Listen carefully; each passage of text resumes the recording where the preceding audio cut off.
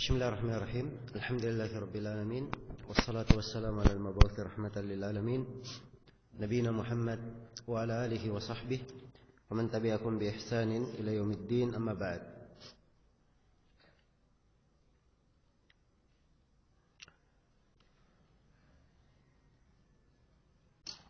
Ini sesi yang ke-6 dari pembahasan kita mengkaji Al-Manzumah Al-Baiquniyah seputar ilmu mustalahil hadits.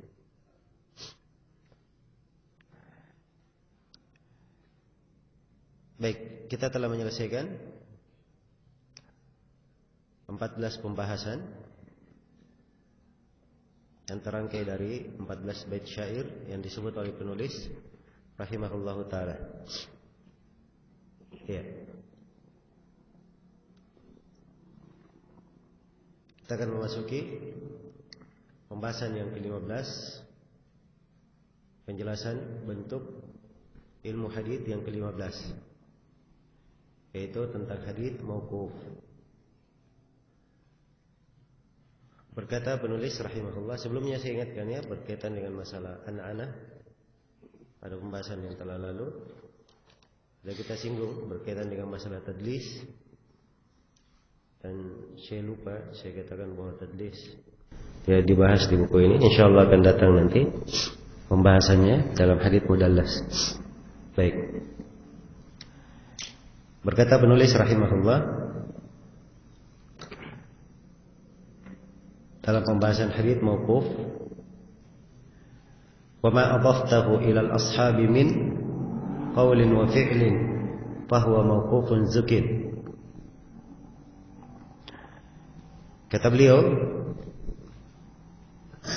wa ma adaftahu, apa yang kamu sandarkan, ilal ashabi, kepada para sahabat.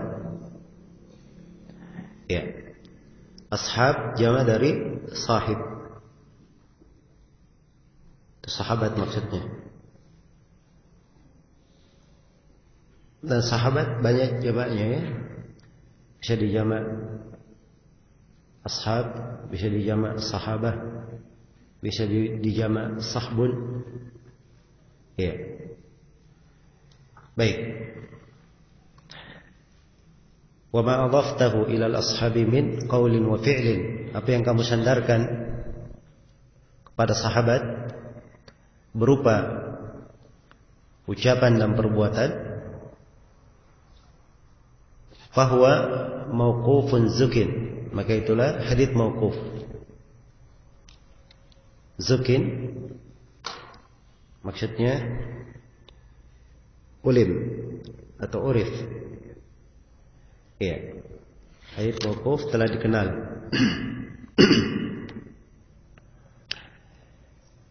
Baik. Sini penulis rahimahullah menjelaskan tentang hadits mauquf, bahwa hadits mauquf itu adalah hadits yang disandarkan kepada sahabat. Iya. Dan definisi yang disebut oleh penulis di sini, ini adalah definisi yang berjalan di kebanyakan ulama. Definisi yang berjalan di kebanyakan ulama. Al-Khatib Al-Baghdadi mendefinisikan dalam Al-Kifayah, kata beliau, ma asnadahu ar-rawi ila sahabi wa lam yatajawazhu. Mauquf itu adalah apa yang disandarkan oleh rawi kepada sahabat dan tidak melewati sahabat. Tidak melewati sahabat. Iya. Ini yang disebut dengan hadits mauquf. Kapan dia disandarkan kepada sahabat, maka dia dianggap sebagai hadits mauquf.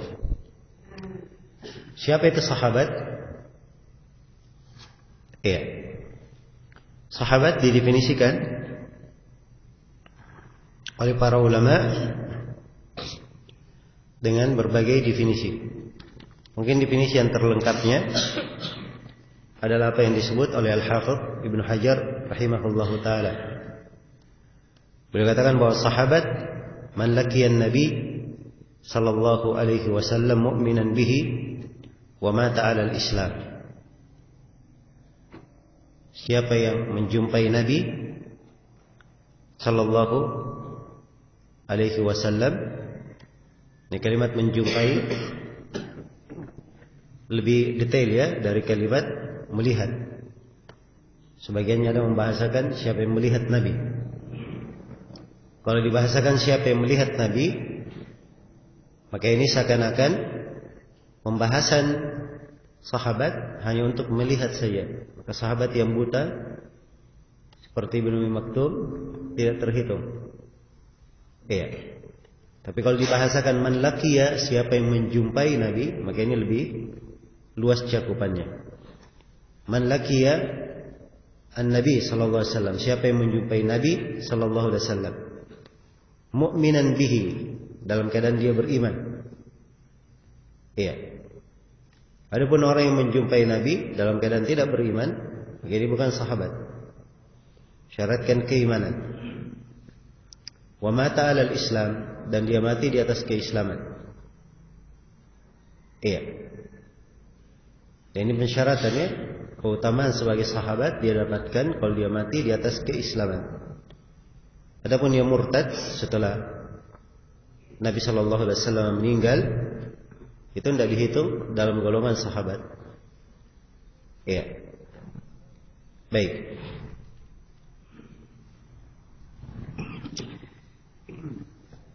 Jadi ini yang disebut dengan definisi sahabat. Apa yang disandarkan kepada sahabat itu disebut oleh penulis cuma dua. Ucapan dan apa?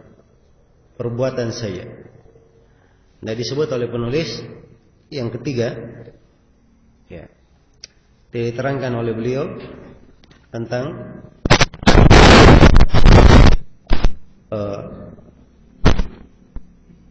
takdir, penetapan dari sahabat radhiyallahu taala. Ya, memang ini tidak dihitung dari sahabat penetapannya, sebab sahabat dilakukan di depannya sesuatu yang dilakukan di depannya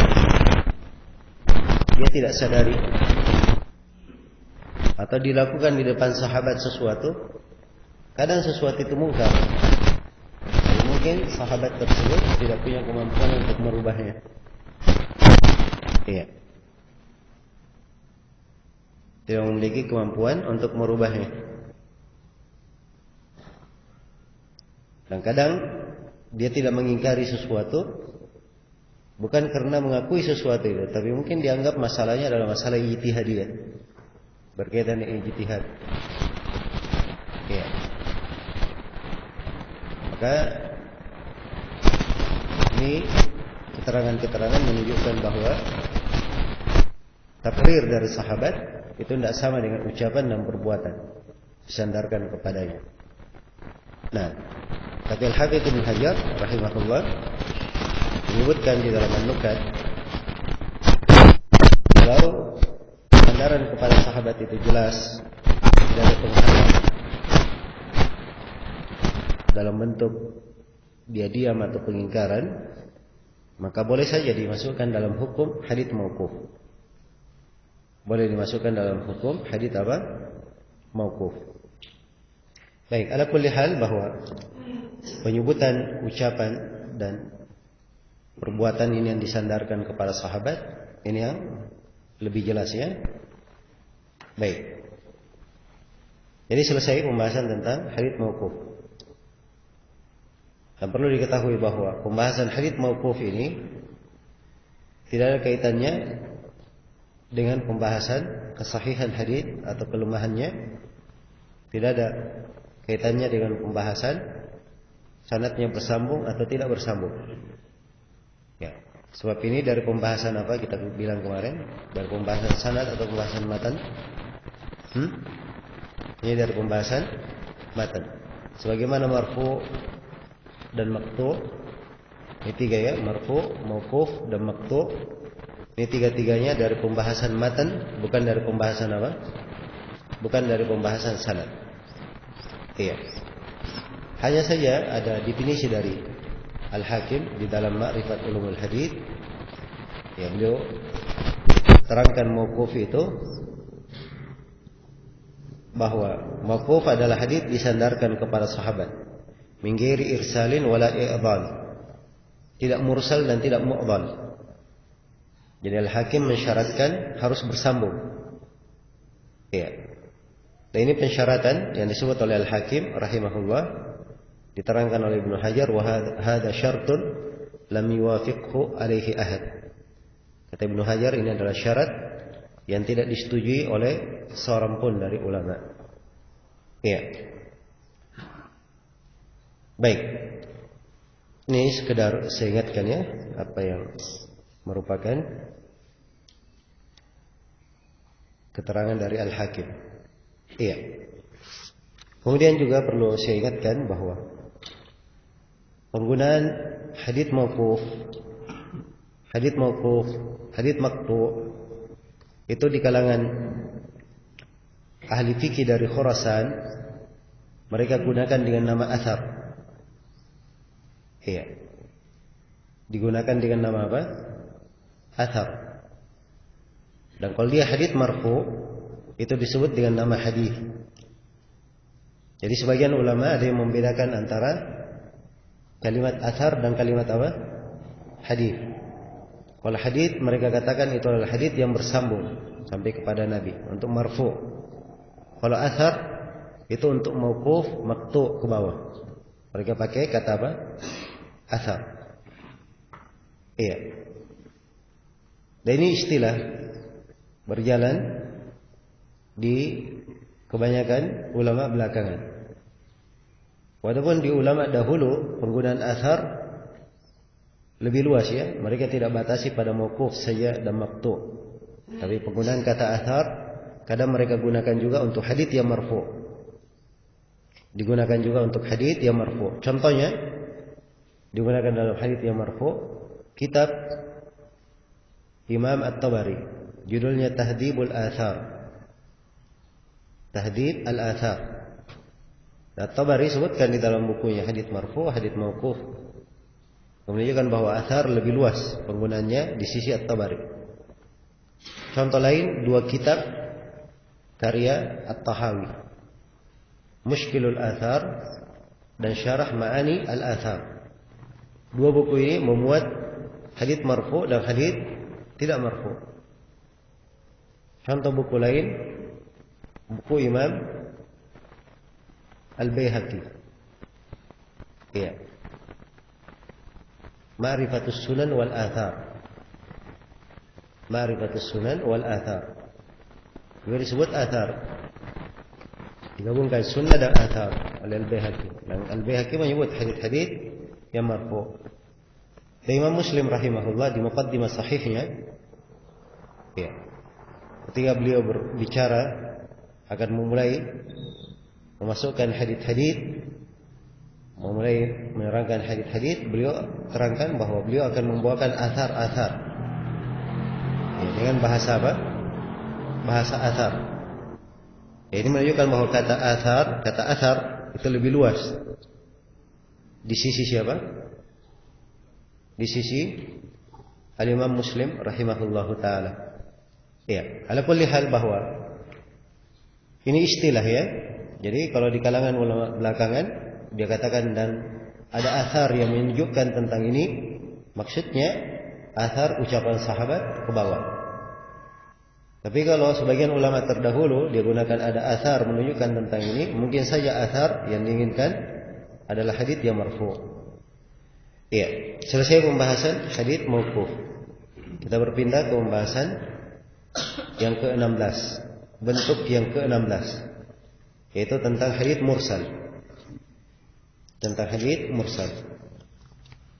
Iya. Dan uraian penulis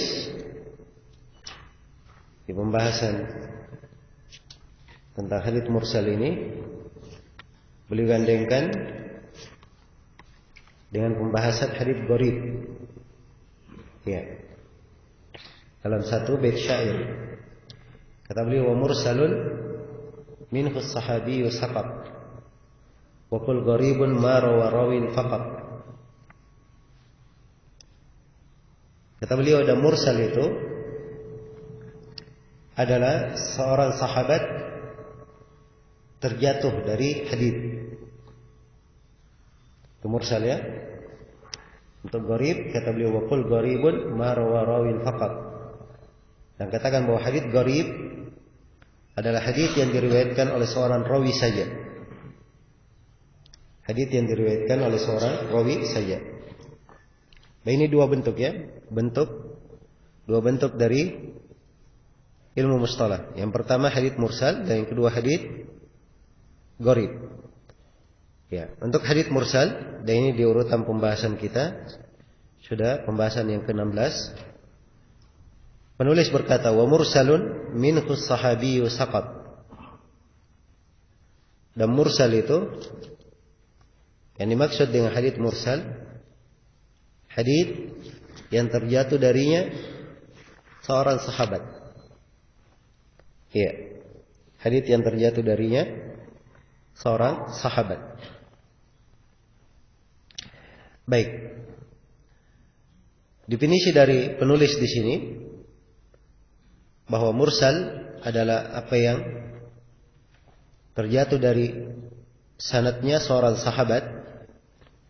Ini definisi diucapkan ya oleh sebagian ulama, dan definisi ini adalah definisi yang dikritik. Sebab kalau yang diketahui jatuh adalah sahabat, maka hadits mursal adalah hadits yang sudah diterima. Sebab seluruh sahabat adalah apa? Adalah udul, adil. Iya, diterima haditsnya. Jadi kalau diketahui yang jatuh itu adalah sahabat, berarti tidak ada masalah lagi dalam hadits mursal. Tidak ada masalah lagi dalam hadits mursal. Jelas ya? Padahal hadits mursal itu pada dasarnya adalah hadits yang ditolak oleh ulama. Ini menunjukkan bahwa definisi mursal bukanlah berkaitan dengan gugurnya sahabat atau hilangnya sahabat di dalam sebuah sanad. Kalau sahabat saja yang hilang, maka itu tidak ada masalah. Tapi mursal adalah seorang tabi'i meriwayatkan dari Nabi. Seorang tabi'i meriwayatkan dari siapa? Dari Nabi langsung. Dan tabi'i ini tidak diketahui dia mengambil hadits dari siapa. Jelas ya? Apakah dari sahabat atau dari tabi'i semisal dengannya? Iya. Kalau dari tabi'i semisal dengannya, tabi'i yang semisal dengannya ada dua kemungkinan. Mungkin dia dhaif, mungkin dia thiqah. Mungkin dia dhaif dan mungkin dia apa? Dia thiqah. Kalau dia dhaif, ditolak haditsnya. Tidak diterima. Ya.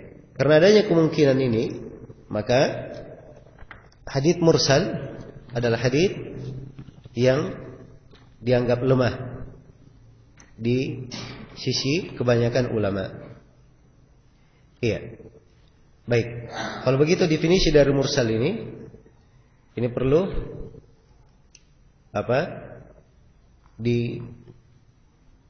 perlu diperbaiki. Iya. Dan mungkin yang paling dekatnya dikatakan, ada beberapa definisi ya, tapi mungkin yang paling dekatnya dikatakan bahwa mursal adalah ma adhafahu as-sahabiyyu ila an-nabi sallallahu alaihi wasallam. Mursal adalah ma adhafahu at-tabi'i ila an-nabi sallallahu alaihi wasallam. Mursal itu adalah apa yang disandarkan oleh tabi'i kepada Nabi sallallahu alaihi wasallam. Iya. Kalimat apa yang disandarkan oleh tabi'i? Tabi'i sudah kita terangkan ya definisinya. Apa definisi tabi'i kemarin? Tabi'i siapa yang menjumpai siapa? Sahabat, murid sahabat, itu tabi'i. Jadi tabi'i dia sandarkan sesuatu kepada Nabi sallallahu alaihi wasallam. Iya. Maka ini disebut mursal. Sebab tabi'i ini ketika dia sandarkan kepada Nabi, tidak bisa dipastikan siapa perantaranya. Ya, kalau tabi'i menyadarkan kepada Nabi itu sudah jelas ya bahwa tabi'i tidak mendengar dari siapa? Tidak mendengar dari Nabi. Ya. Tabi'i hanya berjumpa dengan sahabat saja. Hanya berjumpa dengan sahabat. Jadi begitu tabi'i berkata Rasulullah bersabda. Ya. Datang seorang tabi'i misalnya Al-Hasan Al-Basri berkata Rasulullah bersabda. Jelas ya? Atau datang misalnya Az-Zuhri, dia berkata Rasulullah bersabda. Atau misalnya datang Qatadah, dia berkata Rasulullah bersabda. Ini tabi'i menyandarkan ucapan kepada siapa? Nabi sallallahu alaihi wasallam. Ya, maka ini yang disebut sebagai hadits mursal. Disebut sebagai hadits mursal. Iya. Dan hadits mursal dia masuk di dalam hadits dhaif, hadits lemah. Kenapa digolongkan dalam hadits lemah? Karena yang jatuh tidak diketahui. Yang jatuh tidak diketahui. Jadi seorang tabi'i dia berguru kepada sahabat. Iya. Berguru kepada sahabat dan mungkin juga berguru kepada tabi'in yang lainnya. Ya, karena itu tabaqat tabi'in secara global ada 3 tingkatan. Ada kibar tabi'in, ada sigar tabi'in, dan ada wasat tabi'in. Ada tingkatan tabi'in paling tua, kibar, dan ada tabi'in muda, dan ada tabi'in pertengahan. Kalau tabi'in kibar yang tua itu kebanyakan riwayatnya dari sahabat. Tabi'in tua. Kalau tabi'in muda kebanyakan riwayatnya dari selain sahabat. Dia ketemu sahabat sedikit saja. Seperti Az-Zuhri, Qatadah. Tabi'in yang kedua pertengahan. Ada banyak riwayat dari sahabat tapi banyak juga riwayatnya dari selain sahabat. Jelas ya? Baik, jadi begitu tabi'in menyandarkan hadits, dia berkata Rasulullah bersabda, maka di sini ada 2 kemungkinan. Kemungkinan yang pertama, si tabi'i mengambil dari sahabat. Dan kemungkinan yang kedua, si tabi'i mengambil dari selain sahabat. Kalau dia mengambil dari selain sahabat, maka ada 2 kemungkinan.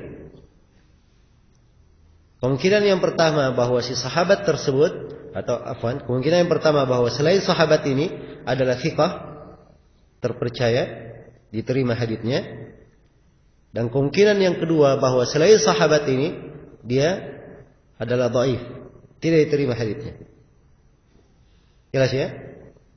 Di atas kemungkinan bahwa dia thiqah, jadi tabi'in meriwayatkan dari tabi'in thiqah juga. Tabi'in yang thiqah ini ada 2 kemungkinan lagi riwayatnya.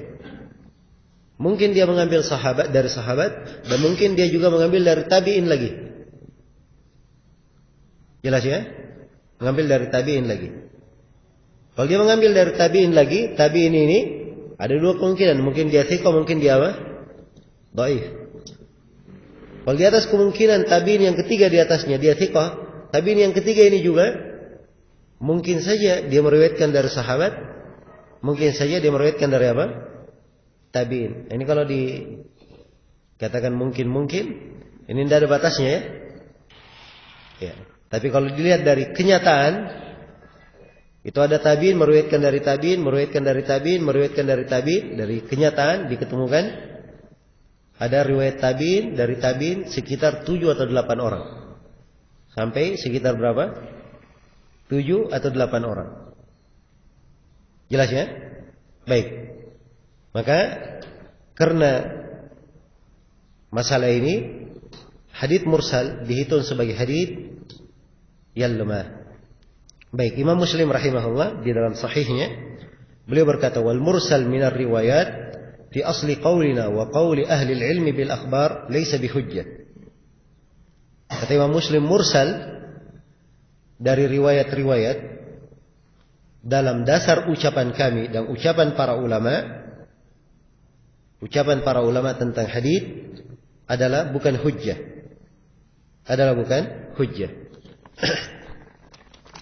Baik.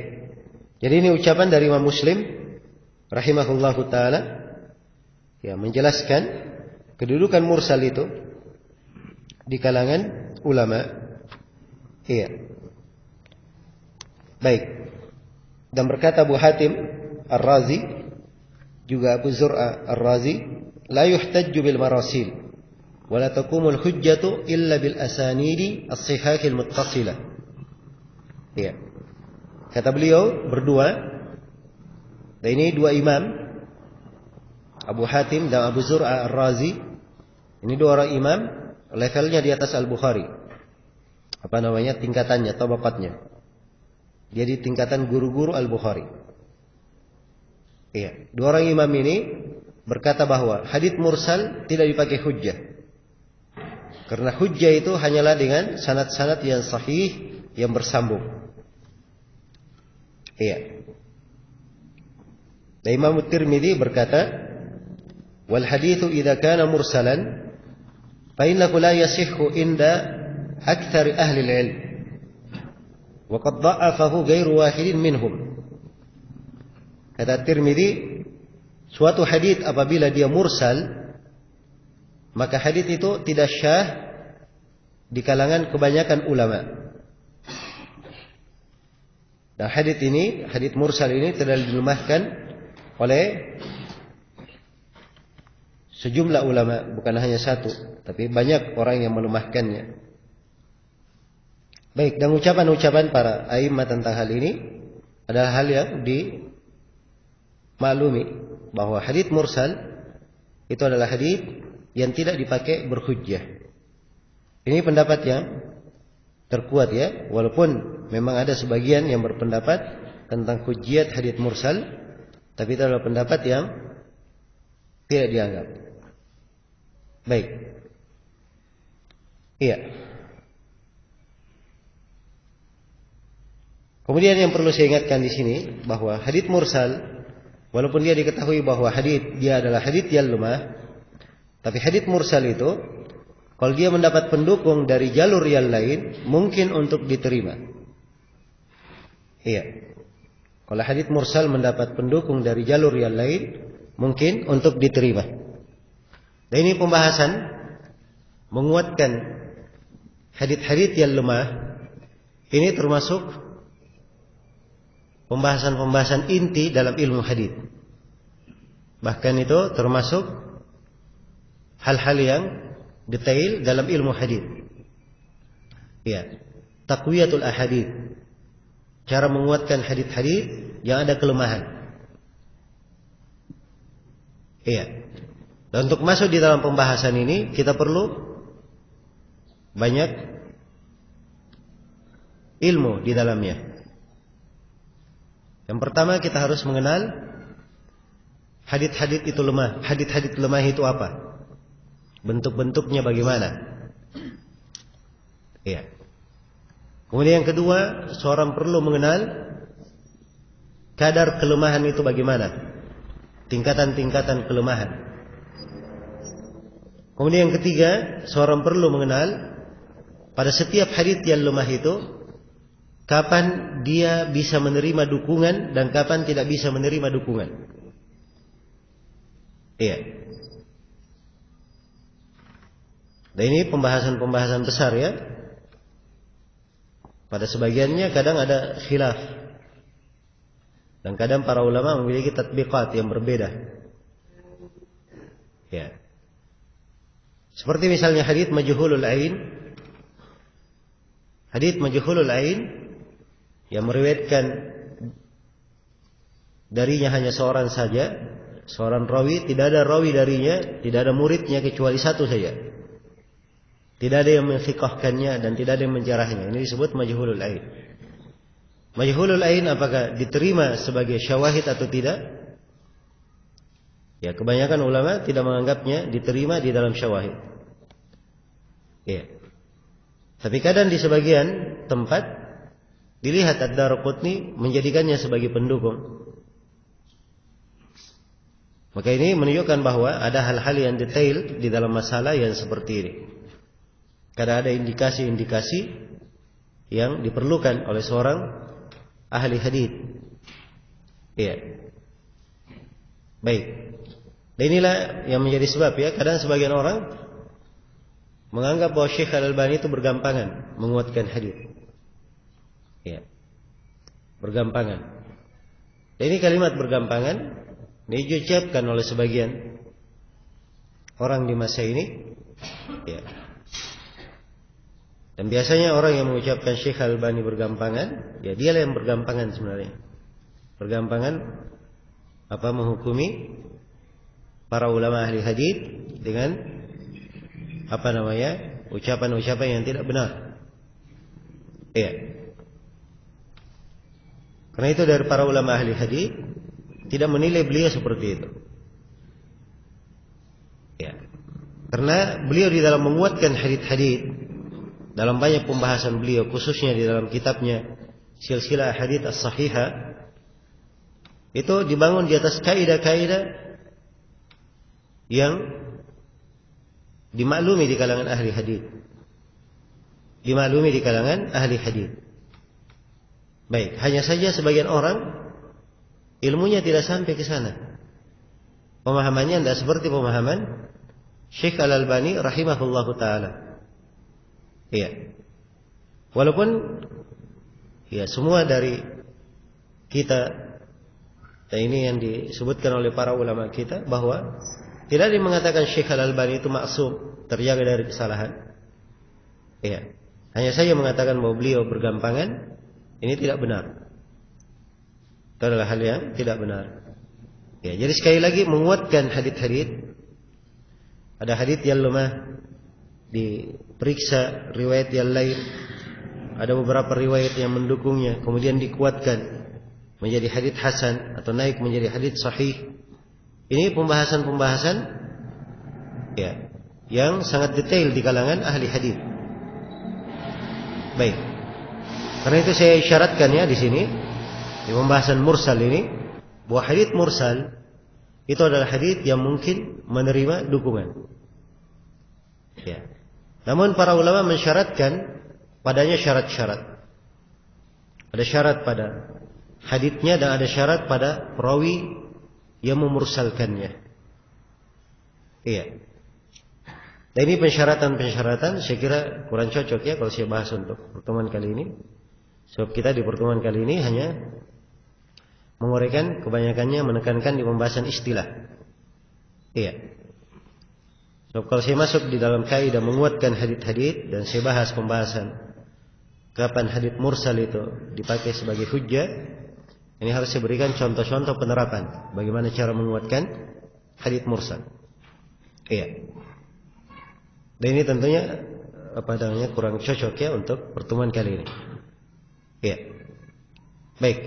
Jadi saya sekedar mengisyaratkan bahwa hadits mursal itu bisa untuk dikuatkan. Ya, walaupun dia lemah, tapi kalau ada pendukungnya, ya, dari jalur yang mu'tabar, yasluh lisyawahid wal mutaba'at, mungkin dijadikan sebagai pendukung, maka insyaallah taala hadits mursal itu bisa dikuatkan. Baik. Kemudian perlu saya ingatkan bahwa pembahasan hadits mursal sebagai hadits yang lemah ini sebagaimana yang telah kita terangkan, mursal dari siapa? Dari tabi'in, dia sandarkan kepada Nabi sallallahu alaihi wasallam. Iya. Ini yang dikatakan lemah. Adapun mursal sahabat itu tidak berpengaruh. Ya misalnya Ibnu Abbas radhiyallahu taala anhu, beliau termasuk sahabat yang paling banyak meriwayatkan hadits dari Nabi sallallahu alaihi wasallam. Iya. Asyuti memasukkannya ke dalam 7 sahabat yang meriwayatkan hadits lebih dari 1000. Iya. Siapa 7 sahabat itu? Yang pertama Abu Hurairah, yang kedua Ibnu Umar, yang ketiga Anas bin Malik, yang keempat Ibnu Abbas, yang kelima Abu Sa'id Al-Khudri, yang keenam Jabir bin Abdullah, dan yang ketujuh Aisyah radhiyallahu taala anha. Ya, 7 orang sahabat ya, yang paling banyak meriwayatkan haditsnya lebih dari 1000. Ya, kalau antum mau ingat 7 orang sahabat ini, hafal 2 bait syair yang disebut oleh Suyuti dalam Alfiyahnya. Kata beliau, wal muktiruna fi riwayatil athar Abu Hurairah yalihi ibnu Umar, wa Anasun wal habru kal Khudri wa Jabirun wa zawjatun Nabi. Ya. Wa Jabirun wa zawjatun Nabi. Kata beliau, wal mukthiruna fi riwayatil athar, yang banyak meriwayatkan riwayat athar, riwayat hadis. Yang pertama Abu Hurairah, yalihi Ibnu Umar, setelahnya adalah Ibnu Umar. Wa Anasun wal habrul kal Khudri, kemudian wa Anas, yang ketiga Anas, wal habr, al habr siapa? Yaitu Ibnu Abbas. Kal Khudri sama dengan Al Khudri, yaitu Abu Sa'id Al Khudri, sudah 5. Wa Jabirun, yang keenam Jabir, wa zaujatun Nabi, dan istri Nabi. Siapa istri Nabi? Aisyah radhiyallahu taala anha. Baik. Ini saya sarankan kepada seluruh hadirin dan hadirat. Ya. Seorang penuntut ilmu apabila dia ingin menghafal dari ilmu itu di bidang apa saja, ya, hendaknya dia memiliki bahan-bahan hafalan atau kaidah-kaidah yang meringkas ilmu itu dalam kalimat-kalimat ringkas. Ya, sama dengan di pembahasan ini, 7 orang sahabat misalnya yang paling banyak meriwayatkan hadits diringkas dalam 2 bait syair. Dihafal 2 bait syairnya, maka 7 sahabatnya dia tidak lupa. Jelas ya? Maka ini banyak ya dalam bidang-bidang ilmu. Ya. Hal-hal yang seperti ini seorang punya perhatian. Hari ini dia hafal 1, besok hafal 2, kan tidak terasa. Iya, tidak terasa. Kata orang Indonesia, sedikit-sedikit lama-lama menjadi bukit. Ya, kan begitu. Nah, suatu yang sedikit dikumpul, ya, lama kelamaan menjadi banyak. Lama kelamaan menjadi banyak. Baik. Iya. Jadi Ibnu Abbas radhiyallahu taala anhu, beliau meriwayatkan lebih dari 1000 hadits. Dan perlu diketahui yang didengar oleh Ibnu Abbas langsung dari Nabi itu disebutkan hanya lebih dari 20 saja. 20-an. Yang didengar langsung oleh siapa? Ibnu Abbas dari Nabi. Berarti lebihnya diambil oleh Ibnu Abbas dari siapa? Dari sahabat lain. Dan tidak ada dari kalangan ulama yang mempermasalahkan riwayat Ibnu Abbas dari Nabi Shallallahu Alaihi Wasallam. Jelas ya? Menunjukkan bahwa mursal sahabat itu tidak berbahaya. Mursal sahabat tidak berbahaya. Dan ini hati-hati ya di pembahasan ini. Ya, orang-orang Syiah qatalahumullah itu kadang menjelekkan sebagian riwayat sahabat dengan alasan ini mursal.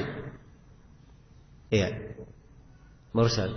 Kadang dia bawakan buku ahli sunnah pembahasan mursal. Oh, hadits mursal adalah hadits lemah. Berarti ini riwayat sahabat ini karena dia mursal berarti dia adalah apa? Tidak diterima. Ya. Jelas ya?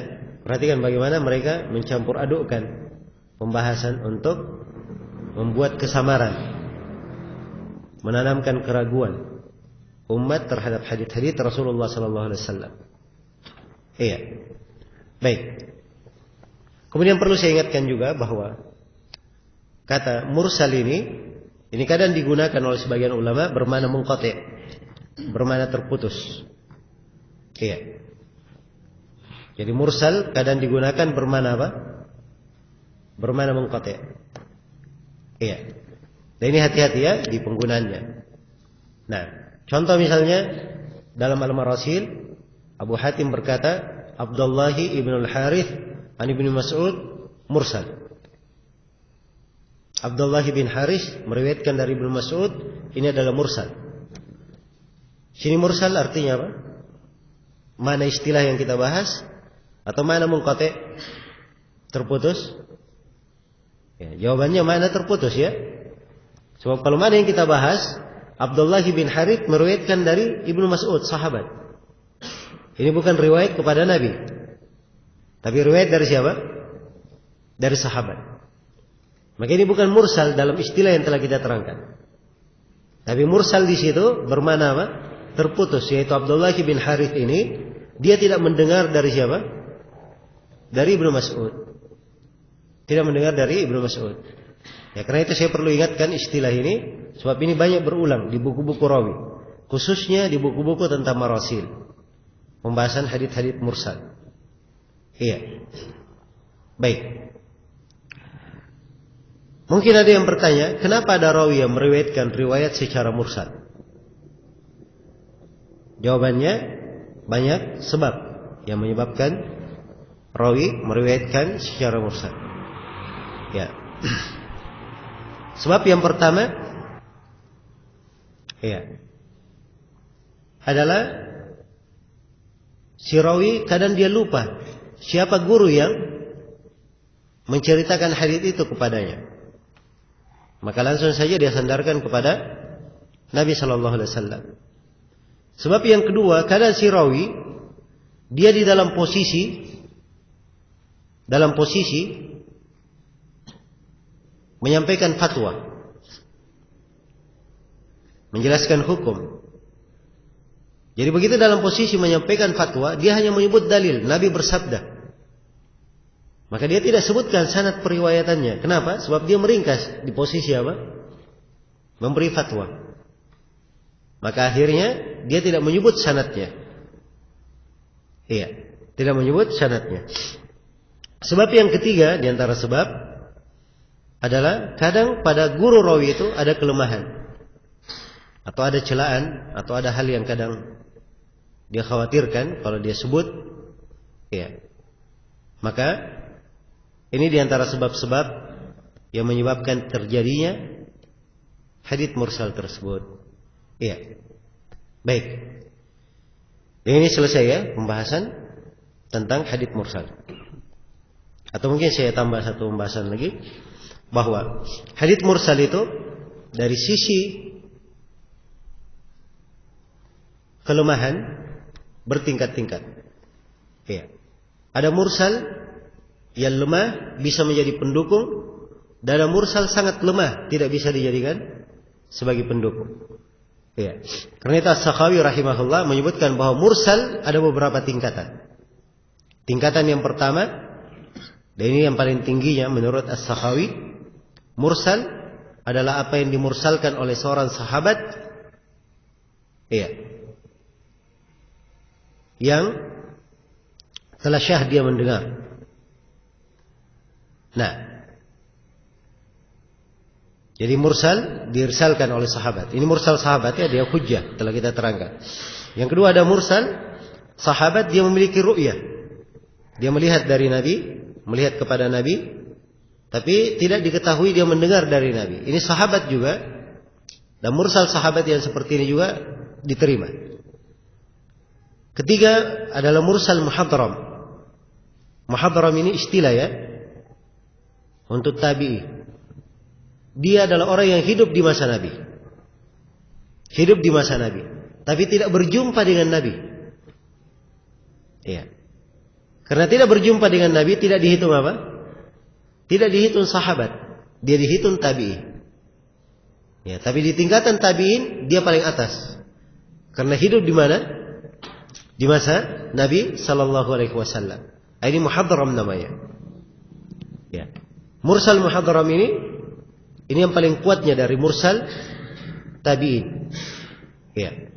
Kemudian yang keempat kata Sakhawi ada mursal seorang rawi yang mutkin. Seperti mursalnya Sa'id ibn al-Musayyab. Sa'id ibn al-Musayyab bisa juga dibaca ibn al-Musayyib rahimahullah.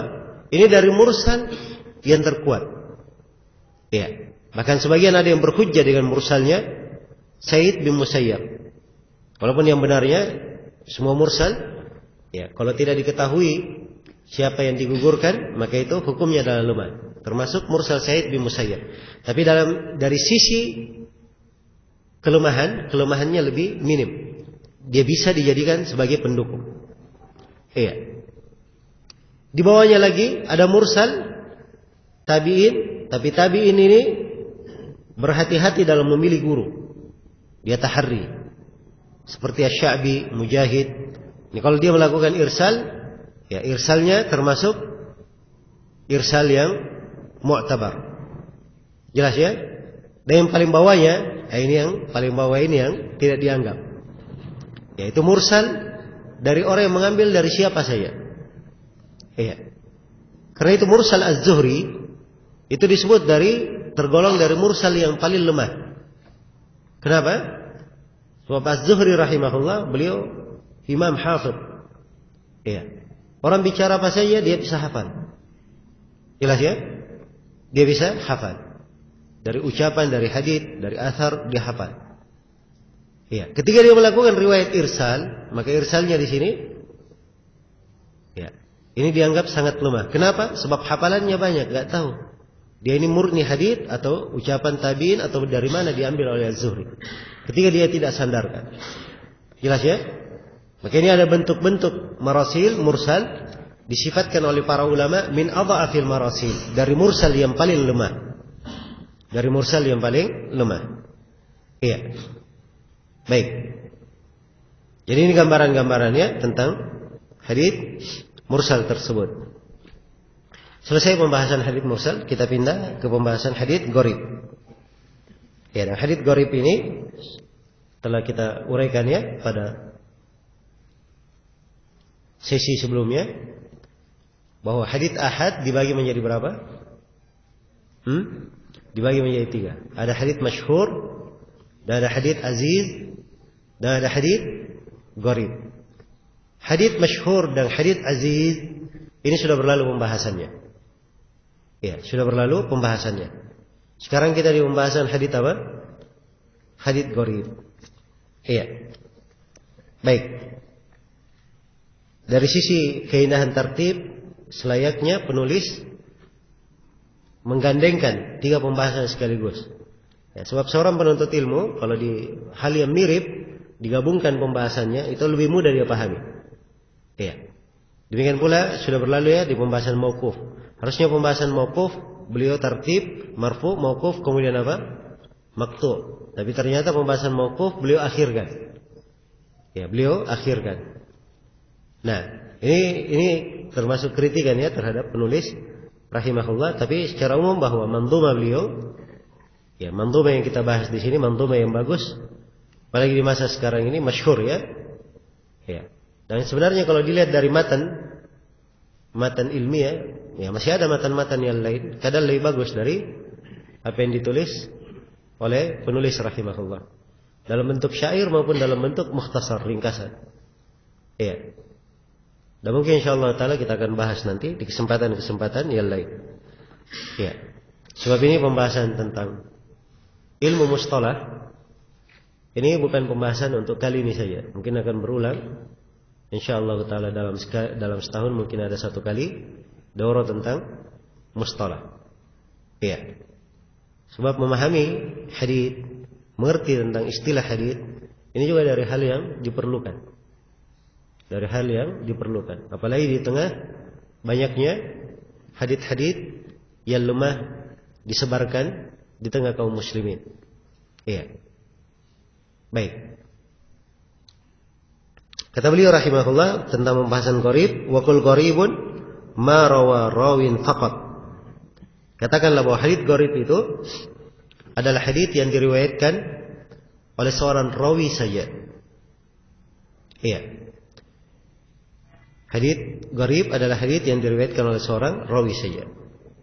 Maksud penulis di sini bahwa hadits gharib itu cuma diriwayatkan oleh satu orang saja. Tidak ada yang lain yang meriwayatkannya. Tidak ada yang lain yang meriwayatkannya. Nah, iya. Dan ini diambil dari kata gharib secara bahasa. Al-gharib secara bahasa itu sifat musyabbah, bermakna al-munfarid, bermakna yang bersendirian, atau bermakna al-ba'id an aqaribihi, bermakna orang yang jauh dari kerabatnya. Iya. Jadi seorang dia misalnya dari sebuah negeri, dia tinggalkan negerinya, tinggalkan kampungnya, dia tinggal di kampung lain, di negeri lain, tidak ada kerabatnya, maka dia disebut gharib dalam bahasa Arab. Jelas ya? Maka ini makna gharib secara bahasa. Dan secara istilah penulis di sini menyebutkan definisi gharib, bahwa gharib adalah riwayat satu orang rawi saja. Riwayat satu orang rawi saja. Iya. Baik. Dan ini definisi yang disebut oleh penulis adalah definisi yang beliau ambil dari Al-Hafidh Ibnu Salah rahimahullahu taala dan selainnya.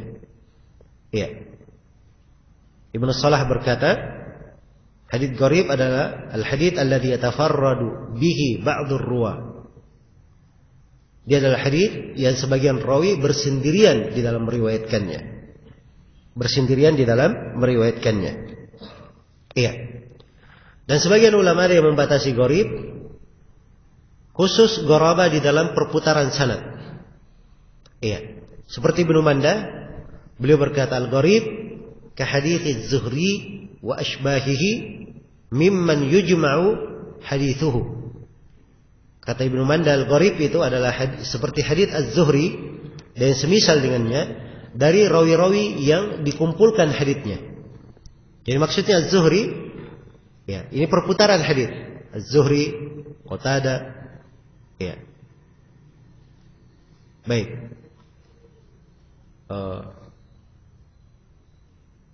Dan selainnya dari a'immah yang semisal dengan keduanya yang memiliki murid yang banyak.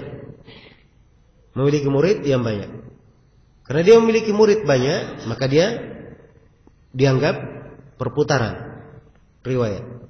Nah, hadits yang mereka bersendirian, ya, hadits yang mereka hadits yang seorang bersendirian dari Az-Zuhri atau seorang bersendirian dari Qatadah, yang bersendirian ini dianggap gharib.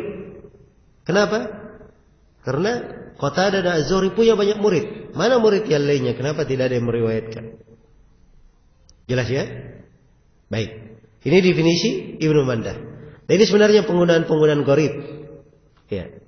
Dalam hal yang seperti ini saya tidak bisa katakan ya, yang benarnya definisi ini, definisi itu. Ya. Karena dalam hal-hal yang seperti ini istilah-istilah berjalan di tengah para ulama. Kita tahu saja istilah mereka apa. Istilah mereka apa? Ya. Adapun Al-Hafidz Ibnu Hajar rahimahullah, beliau membagi gharib menjadi dua. Ada gharib mutlak dan ada gharib nisbi. Ya. Ada gharib mutlak dan gharib apa? Nisbi.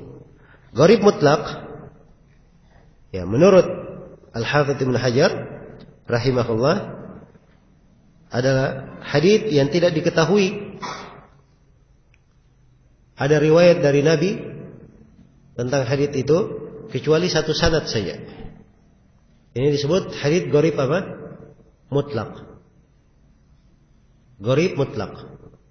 Seperti contoh hadits innamal a'malu binniyat. Ya, di dalam seluruh riwayatnya Coba dibuka Sahih Bukhari awal hadis.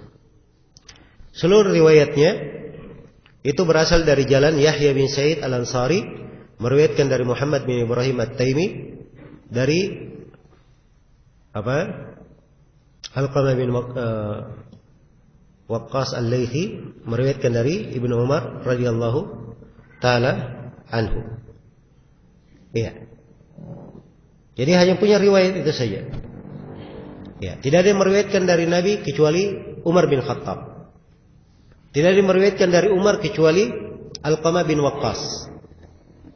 Dan tidak ada yang meriwayatkan dari Alqamah kecuali Muhammad bin Ibrahim. Dan tidak ada yang meriwayatkan dari Muhammad bin Ibrahim kecuali Yahya bin Sa'id. Dari Yahya bin Sa'id yang meriwayatkan darinya Ibnu Hajar sampai menyebutkan lebih 100 orang. Itu yang dia lacak ya, yang berhasil diketemukan oleh Ibnu Hajar. Adapun selain Ibnu Hajar ada yang menyebutkan bahwa yang meriwayatkan dari Yahya bin Sa'id lebih 200 orang. Tapi subhanallah, untuk melihat bahwa dia bersendirian pada Yahya bin Sa'id, berputarnya di sini. Ya. Jadi gharibnya dari sini Yahya bin Sa'id. Ketiga hadits innamal a'malu binniyat ini tidak memiliki sanad yang sahih dari Nabi sallallahu alaihi wasallam kecuali satu jalur ini saja, Yahya bin Sa'id dari Muhammad bin Ibrahim At-Taimi, dari Alqamah bin Waqqas, dari Umar bin Khattab. Iya. Maka ini sanad disebut sebagai sanad apa? Hadits ini disebut sebagai hadits apa? Hadits gharib. Jelas ya? Baik. Iya.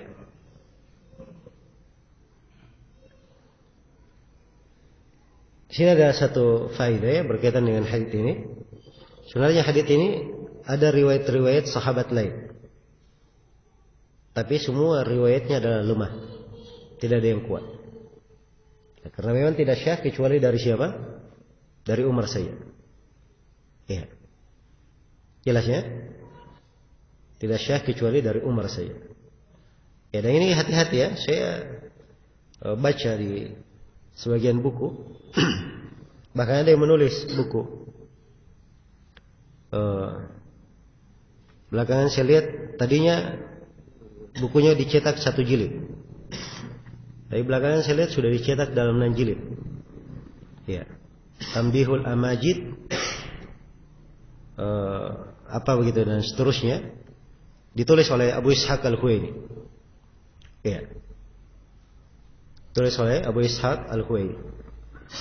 Nah, Abu Ishaq Al-Huwaini dia punya sebagian juhud dalam bidang hadits bagus. Ya. Walaupun ada hal-hal ya seperti yang akan saya terangkan ini, ada hal-hal yang dikritisi, tapi dalam manhajnya orang ini orang yang tidak baik manhajnya. Abu Ishaq Al-Huwaini. Ya. Dan belakangan ya, termasuk orang yang mendirikan partai di Mesir sana dengan nama yang disebut sebagai Partai Salafi. Ya. Tidak ada Salafi dikenal partai-partaian. Baik. Dia menulis buku Tambihul Amajid.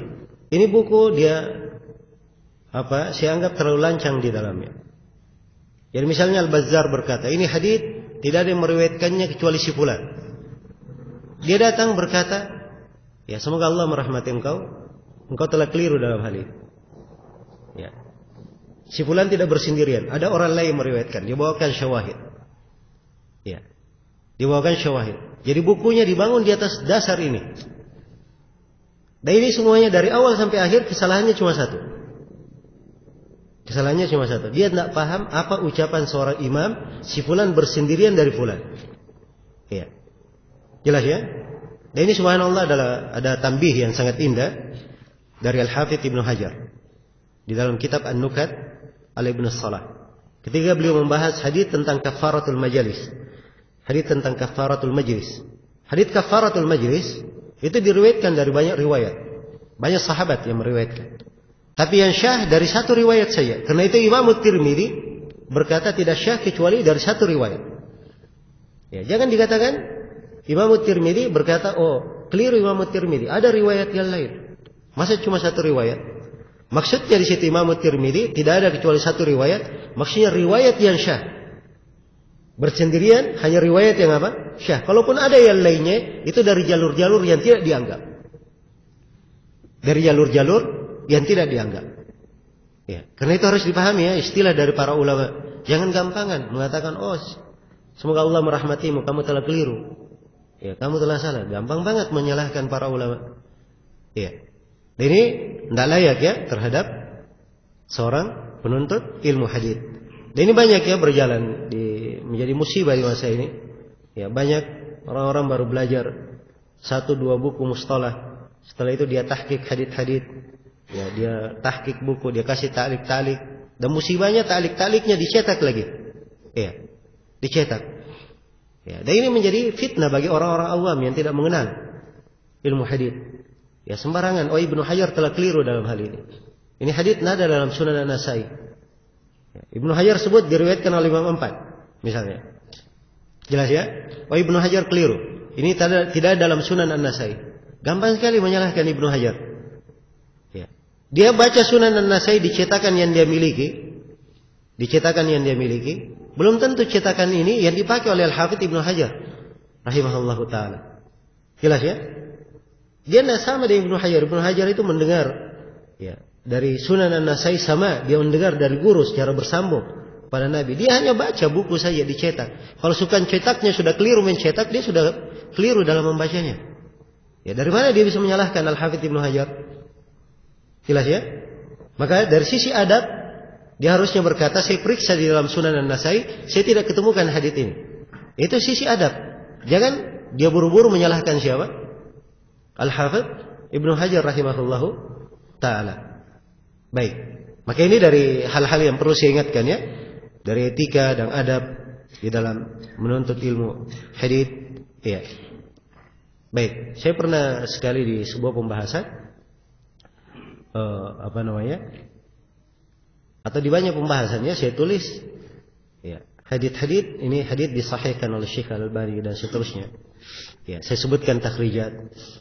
Nah, dari hal yang saya pelajari dari Syekh Muqbil dan Syekh Abdul Muhsin Al-Abbad dan selainnya, kalau Syekh Al-Albani sudah mengatakan sahih, ya, dan hadits itu memang benar sahih, sudah kita sebut Syekh Al-Albani saja yang mensahihkan.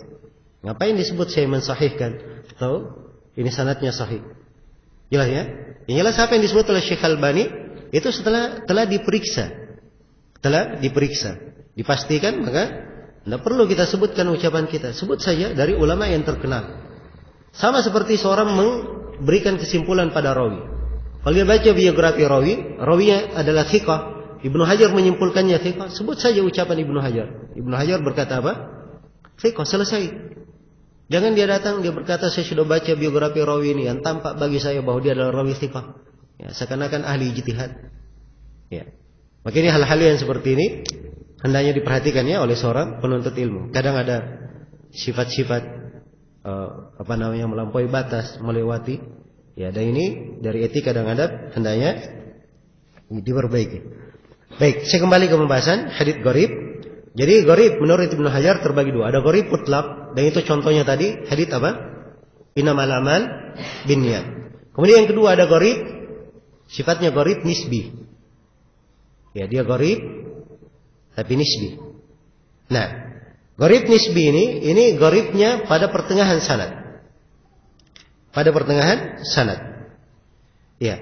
Anggaplah misalnya, ya. Anggaplah misalnya ini hadits.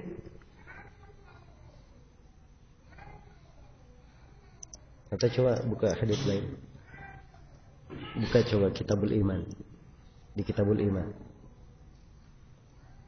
Nah, dari Sahih Bukhari, Kitabul Imannya.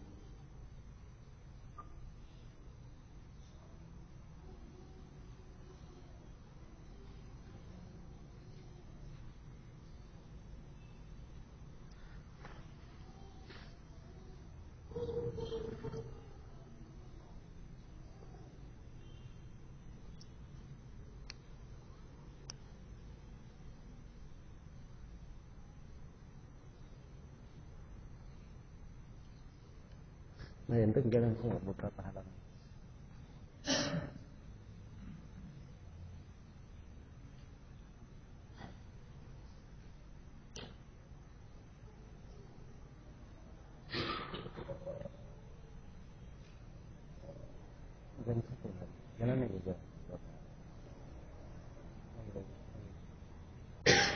Ya. Baik, buka setelahnya kita boleh lagi jalan sedikit. Terus. Baik, seperti ini hadits misalnya. Hadits ini ya seperti ini. Hadits Abu Musa al-Asy'ari an Nabi Musa radhiyallahu anhu annahu qala qalu ya Rasulullah ayyul islami afdal. Karena Nabi bersabda man salimal muslimuna min lisanihi wa yadihi. Iya. Baik. Ini hadits Nabi Musa tentang man salimal muslimuna min lisanihi wa yadihi. Ini dari Abu Musa saya. Ada riwayat-riwayat lain dari selain Abu Musa. Jelas ya? Yang meriwayatkan dari Nabi bukan cuma Abu Musa. Anggaplah misalnya ada 3 sahabat yang meriwayatkan dari Nabi. Ini sudah bukan gharib. Sudah dihitung hadits apa? Kalau 3 orang yang meriwayatkan dari Nabi, dihitung hadits apa? Sudah dihitung hadits masyhur. Kalau di istilah Ibnu Hajar ya, kalau di istilah Ibnu Salah dan penulis dihitung hadits apa? Hadits aziz. Baik. Misalnya yang meriwayatkan dari Abu Musa cuma Abu Burda saya, ini enggak kelihatan ya Abu Burda. Yang meriwayatkan dari Abu Musa Abu Burda saya, maka Abu Burda dari Abu Musa ini gharib. Tapi gharibnya dihitung apa? Gharib nisbi. Ya, sebab gharibnya Abu Burda meriwayatkan dari Abu Musa ini pada riwayat Abu Musa saya. Adapun hadits itu sendiri, matan hadits itu sendiri bukan hadits yang gharib. Jelas ya? Jadi ketentuan hadits gharib nisbi, asal haditsnya dia bukan gharib. Tapi pada salah satu sanadnya ada seorang rawi yang bersendirian dari guru. Dia bersendirian dari guru, maka disebutlah dia sebagai gharib nisbi. Baik. Iya. Jadi ini secara global ya pembahasan berkaitan dengan hadits gharib. Dan perlu saya ingatkan di sini bahwa penggunaan kata gharib itu bukan hanya di dalam istilah yang kita terangkan sekarang ini. Kadang digunakan kata gharib dan yang diinginkan dengannya hadits itu lemah. Karena seorang bersendirian dalam meriwayatkannya, tidak ada keanehan dalam riwayatnya. Ada keanehan dalam riwayatnya. Karena itu Imam Tirmidzi kalau dia berkata gharib, itu kebanyakannya dia inginkan itu adalah hadits apa? Hadits dhaif. Ini istilah ya, saya ingatkan. Ada 3 buku. Hati-hati dalam membacanya. Dia punya istilah Imam Tirmidzi, Imam Az-Zailai di dalam Nasbur Raya, dan Imam Ibnu Katsir dalam tafsirnya. 3. Kalau dia berkata hadits ini gharib, maka yang dia maksud hadits itu apa? Hadits itu dhaif maksudnya. Iya. Jelas ya? Maka ini penggunaan istilah-istilah digunakan ya hendaknya dipahami. Ya, jangan sampai ada yang masuk dalam pembahasan hadits gharib, dia sangka bahwa Imam Tirmidzi memaksudkan gharib bersendirian. Betul ada bentuk bersendiriannya, tapi beliau inginkan maksud lain, yaitu pelemahan terhadap hadits tersebut. Baik.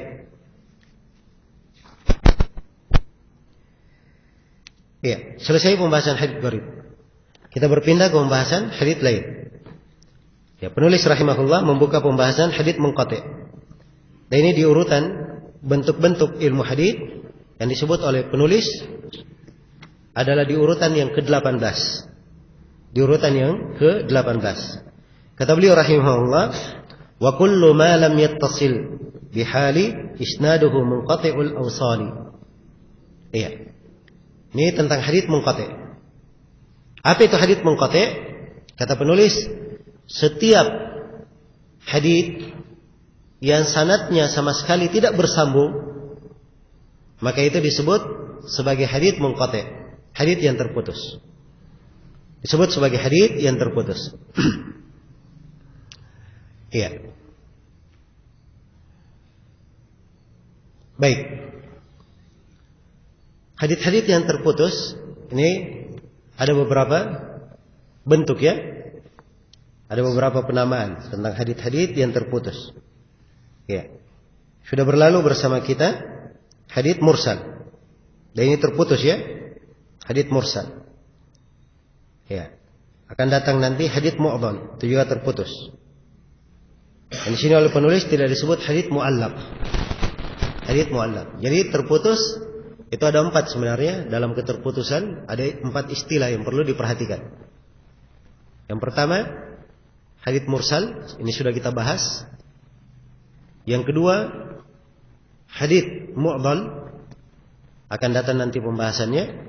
Yang ketiga, hadits mu'allaq. Ya, hadits mu'dhal itu dia gugur dalam sanadnya 2 orang rawi secara bersambung. Akan datangnya kita bahas. 2 gugur dalam sanadnya 2 orang rawi secara bersambung sekaligus. Itu mu'dhal. Kalau mu'allaq, ini yang ketiga. Mu'allaq adalah dia gugur dari sanadnya 1 orang atau lebih, tapi di awal sanad gugurnya. Di awal sanad. Itu namanya mu'allaq. Iya. Seperti Al-Bukhari rahimahullah, beliau banyak hadits-hadits mu'allaq di dalam sahihnya. Iya. Banyak hadits-hadits mu'allaq. Coba saya perlihatkan ya sebagian hadits mu'allaq. Coba jalan. Terus.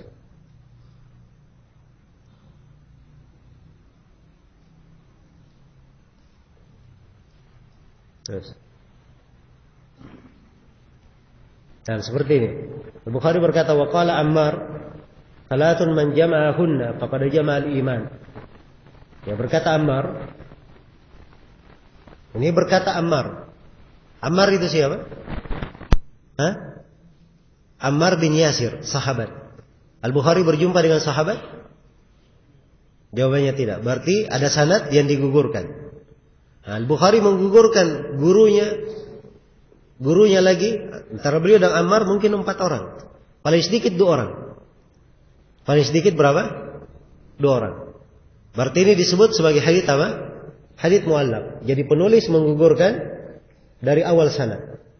Ya, kadang dia langsung ke sahabat, kadang dia tabi'in, kadang ditabut tabi'in, dan kadang yang digugurkan Al-Bukhari gurunya saya. Gurunya saya. Dan ini beberapa bentuk ya, mu'allaq di dalam Sahih Al-Bukhari.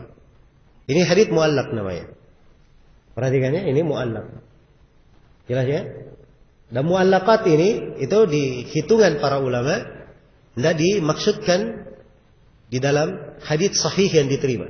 Sebab hadits yang sahih yang diterima di dalam Sahih Bukhari, yang disepakati diterima, yaitu hadits yang bersambung saya dengan sanad-sanad ini. Itu yang sahih diterima. Adapun mu'allaq dari hadits dhaif asalnya. Dari hadits lemah, sebab tidak disebut sanadnya. Hanya saja hukum hadits mu'allaq di Sahih Al-Bukhari itu ada kekhususan. Sebab Al-Bukhari pakar dalam ilmu hadits. Ya, karena itu kalau Al-Bukhari berkata dengan sigatul jazm, qala Ammar misalnya, Ammar berkata, ini dipastikan oleh Al-Bukhari syah kepada siapa? Kepada Ammar. Iya. Tapi kalau Al-Bukhari berkata an Ammar, dari Ammar, itu mengesankan ada kelemahan. Mengesankan ada kelemahan. Jelas ya? Walaupun ini hanya kaidah-kaidah global, di rinciannya ada rincian lebih luas daripada itu tentang mu'allaqat. Iya. Baik, saya hanya mengisyaratkan ya tentang pembahasan hadits mu'allaq, dan hadits mu'allaq ini tidak dibahas oleh penulis. Tidak dibahas oleh penulis. Iya. Jadi ini keterputusan yang ketiga. Keterputusan yang pertama hadits mursal. Hadits mursal itu terputusnya dari mana? Dari akhir sanad. Ya, dari akhir sanad antara tabi'in sampai nabi ada yang terputus. Itu mursal ya. Kalau hadits mu'allaq dia terputus di awal sanad. Di awal sanad ke atas. Itu hadits mu'allaq. Kalau hadits mu'dhal itu terputus 2 sekaligus. Tapi 2 sekaligus bersambung. Ya. Nah, sekarang hadits munqati'. Munqati' ini disebutkan oleh penulis dia terputus di mana saja. Ya. Maka dia disebut sebagai apa? Sebagai munqati'. Ya. Jadi ini 4 istilah ya, semuanya untuk hadits-hadits yang terputus.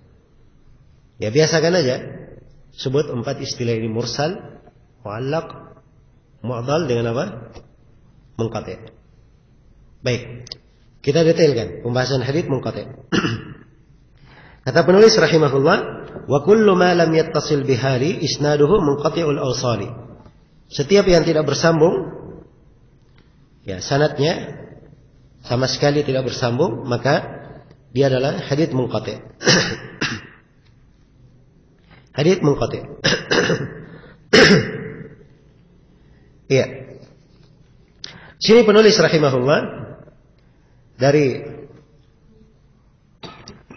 zahir yang beliau terangkan, iya. Seakan-akan munqati' itu terputus di mana saja, terputus. Dan ini memang pendapat sebagian ulama. Iya. Pendapat sebagian ulama. Ini digunakan oleh Abu Hatim, Abu Zur'a, ya, Daruqutni. Ya. Dan kata Ibnu Abdul Bar rahimahullahu taala, hadits munqati', al-munqati'u indi, hadits munqati' menurut saya, kullu ma lam yattasil. Sawa'un yu'zza, sawa'un kana yu'zza ila Nabi sallallahu alaihi wasallam atau ila ghairihi. Kata beliau, hadits munqati' menurut saya adalah semua hadits yang tidak bersambung. Apakah disandarkan kepada Nabi atau selain Nabi? Ya, jadi hadits munqati' ini masuk di dalam pembahasan hadits marfu', hadits maqtu', hadits apa namanya? Mauquf. Iya. Tidak ada perbedaan. Yang jelas ini pembahasan sanad. Nah, pembahasan sanad. Ini perlu kita bedakan ya. Ada pembahasan sanad, ada pembahasan apa? Matan. Yang pembahasan matan sudah kita sebut kemarin, marfu', mauquf dan apa? Maqtu'. Iya. Dibiasakan ya dengan istilah supaya tidak bingung membedakannya. Ini kaidah-kaidah dalam membedakan. Iya. Jadi ada pembahasan matan, ada pembahasan apa? Sanad. Pembahasan matan, marfu', mauquf dan apa? Maqtu'. Pembahasan sanad, mu'allaq, mursal, mu'dal dan apa? Munqati'. Ini pembahasan apa? Pembahasan sanad. Pembahasan matan dan sanad ada satu kemarin berlalu. Hadits apa? Hadits musnad. Musnad pembahasan matan dan pembahasan apa? Sanad sekaligus. Sebab musnad disyaratkan dua syarat. Dia harus bersambung dan harus apa? Harus marfu'. Ya. Harus marfu'. Jadi dua syarat hadits musnad. Baik. Untuk pembahasan sanad ini 4 yang telah kita bahas ya. Mursal, mu'dal, mu'allaq dan munqati'. Sekarang kita di munqati'. Iya. Baik. Jadi menurut Ibnu Abdul Bar, semua sanad yang tidak bersambung itu dianggap munqati'. Disandarkan kepada Nabi atau selain Nabi. Ya, sebab kaitannya memang dengan masalah sanad. Tidak ada urusannya mau marfu, mau mauquf, atau maqtu'. Yang jelas sanadnya terputus, munqati' namanya. Jelas ya? Munqati' namanya. Baik, ini pendapat ya dipegang oleh banyak ulama. Baik, ada pendapat lain dan ini yang berjalan di kalangan ulama belakangan, sebab mereka ingin membedakan istilah. Ya. Jadi sekarang kita perhatikan ya, kalau mursal jatuhnya di akhir sanad, kalau mu'allaq jatuhnya di awal sanad, mu'dal jatuhnya terserah mau di mana saja. Yang jelas dia harus bersambung, 2 berturut-turut hilang, 2 berturut-turut atau lebih hilang, harus bersambung ya, 2 hilang sekaligus mu'dal. Nah kalau munqati' bagaimana? Ya. Inilah yang ingin dibedakan oleh sebagian ulama belakangan. Mereka ingin bedakan munqati' dengan 3 sebelumnya. Jadi munqati' terputus. Ya, tapi mereka syaratkan terputusnya tidak di akhir. Sebab kalau di akhir namanya apa? Mursal. Dan disyaratkan tidak terputus di awal. Sebab kalau di awal apa? Namanya mu'allaq. Dan disyaratkan kalau terputus lebih dari 2, terputusnya tidak bersambung. Sebab kalau terputusnya lebih dari 2 dan bersambung itu namanya apa? Namanya mu'dal. Ya, dan ini istilah yang dipakai oleh Al-Hafidz Al-Iraqi, Ibnu Hajar As-Sakhawi dan selainnya. Jelas ya? Baik. Ya, dan di hal yang seperti ini sekali lagi saya ingatkan, tidak usah dibahas. Yang rajihnya apa? Tahu saja istilahnya apa. Jadi kalau Ibnu Hajar memakai kalimat munqati' kita tahu, oh yang dia maksud ini. Tapi kalau para imam dahulu ya memakai kata munqati', kita juga tahu maksudnya apa. Terputusnya dari sisi apa? Jelas ya? Baik, maka ini kalau kita kenal istilah-istilah para ulama, insyaallah taala akan memudahkan kita membaca ya buku-buku mereka. Baik. Sini ada satu pembahasan penting yang saya perlu terangkan berkaitan dengan munqati', keterputusan. Ya.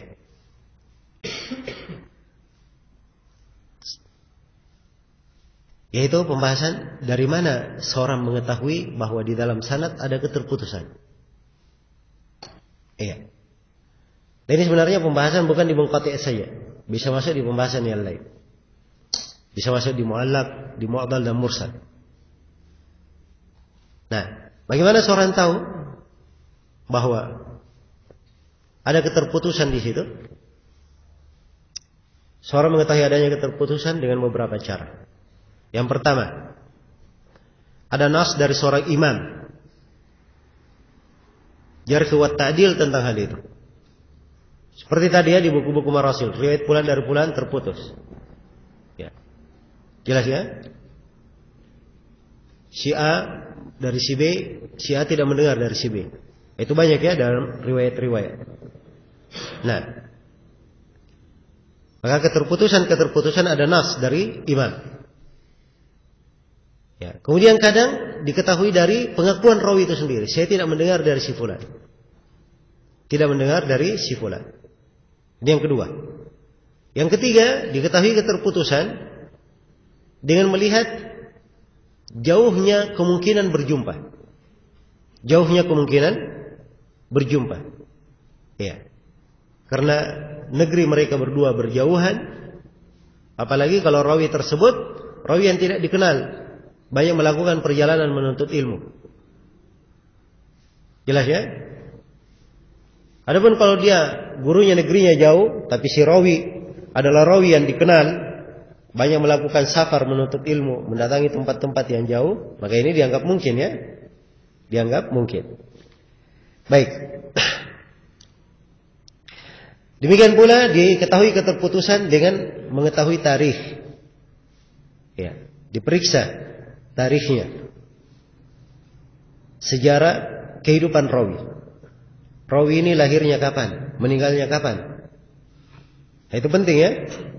Jadi paling pertama kalau mau diukur, dia sudah tidak ada jalur lagi melacak, tidak ada nas imam tentang hal itu, dia mendengar atau tidak. Ya, maka dia lihat tarikhnya. Dia lihat rawi ini, tabaqatnya di mana, tingkatannya di mana. Jelas ya? Ya, sebab mengetahui tarikh ini hal yang penting dalam pembahasan. Harus diketahui di mana, kapan dia lahir, kapan dia meninggal. Gurunya juga demikian, kapan dia lahir, kapan dia meninggal. Kalau misalnya sudah bersambung, ya, si guru misalnya hidup dari tahun 100 Hijriah sampai 200 Hijriah. Si murid dia hidup dari tahun 150 sampai 250. Berarti ada kesempatan bertemu berapa? 50 tahun. Maka di sini sudah terlacak dengan tarikh kemungkinan berjumpa.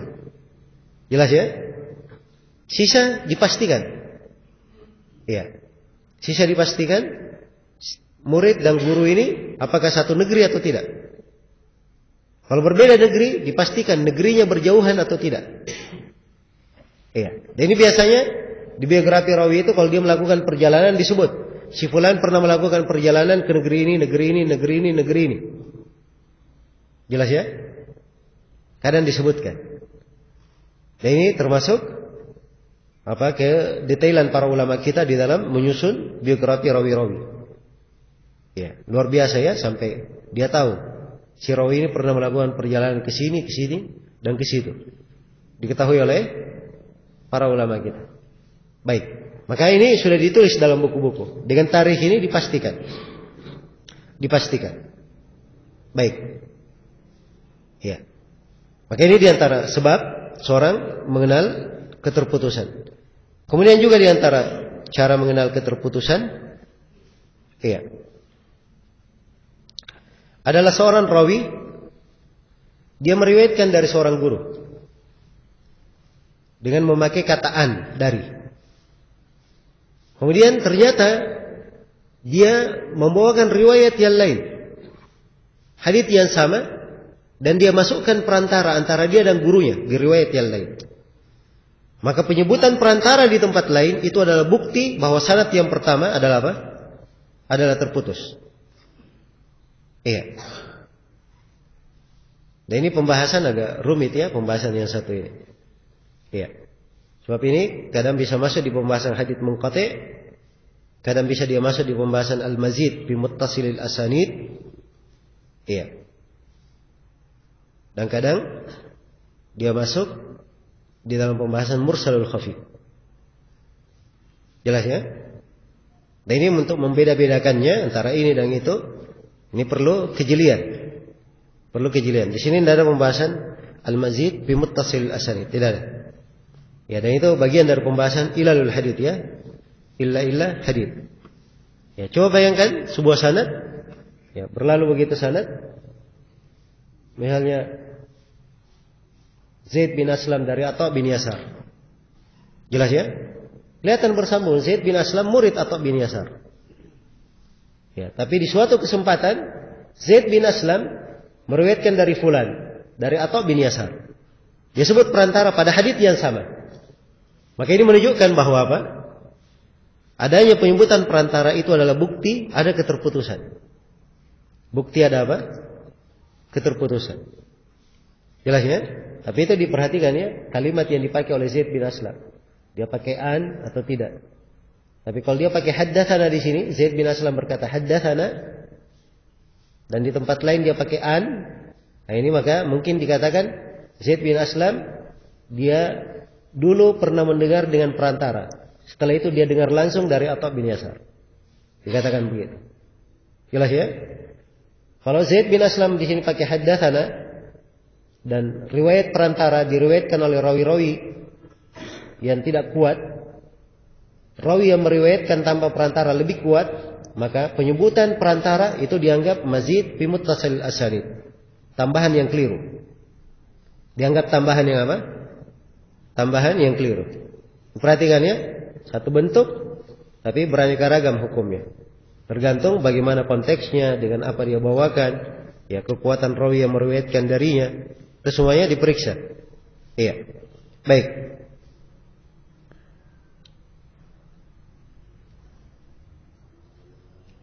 Iya.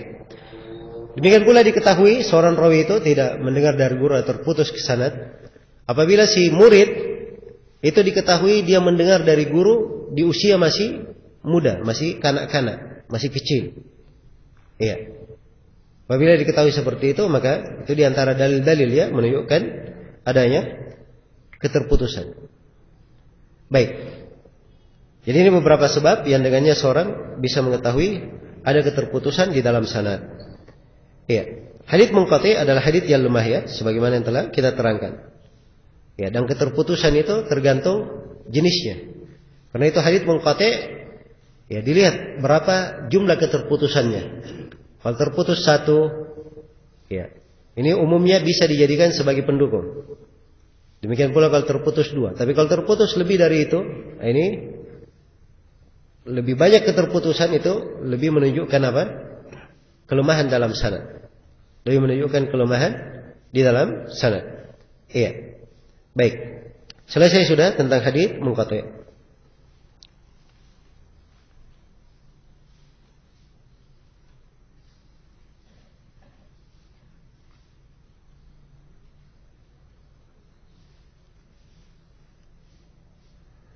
Ya. Di sini ada satu pertanyaan mungkin bagus untuk kita bahas. Yang mana yang lebih lemah? Hadits mursal atau hadits munqati'? Ya. Hadits mursal atau hadits munqati'?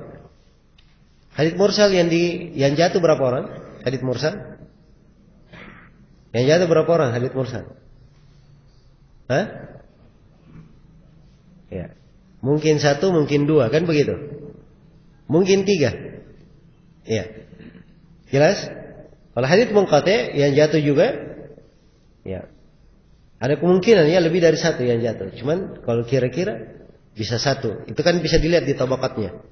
Misalnya terputus dari rawi yang wafatnya tahun 100. Muridnya lahir di tahun 150. Berarti ada 50 tahun. Jika terputus 50 tahun, biasanya perantara satu orang saja. Jelas ya? Satu atau dua orang paling banyak. Nah, ini dilihat di tabaqat, di tingkatan. Jelas ya? Kalau kita pakai istilah Ibnu Hajar, beliau membagi tabaqat rawi, ya, dari Nabi sampai ke, dari sahabat sampai ke para imam 6, kutubus sittah, beliau bagi menjadi 12 tabaqat. Sahabat tabaqat pertama, tabi'in 1, 2, 3, 4, ada 4 tabaqat, menjadi sampai ke tabaqat kelima. Tabi'ut tabi'in itu di tabaqat ke-6 dan saya lupa sampai tabaqat ke berapa. Ya. Tabaqat di bawah 5. Setelah itu murid tabi'in lagi sampai guru. Ya, guru-guru dari penulis kutubus sittah itu biasanya di tabaqat 12, 11. Ya. Jelas ya? Situ tabaqatnya. Nah, dari tabaqat ini kita mudah mengenal. Ya, kalau misalnya ada rawi di tabaqat ke-6 langsung meriwayatkan dari Nabi, ya, sallallahu alaihi wasallam, berarti dia di tabaqat tabi'ut tabi'in. Langsung dari Nabi, bisa diperkirakan yang terputusnya, jatuhnya paling sedikit ada 2, paling sedikit. Jelas ya? Tapi kalau dia di tabaqat 12 langsung meriwayatkan dari Nabi, nah ini bisa dipastikan, yang jatuh paling sedikitnya ada berapa? Yang paling sedikitnya ada 4 orang yang jatuh.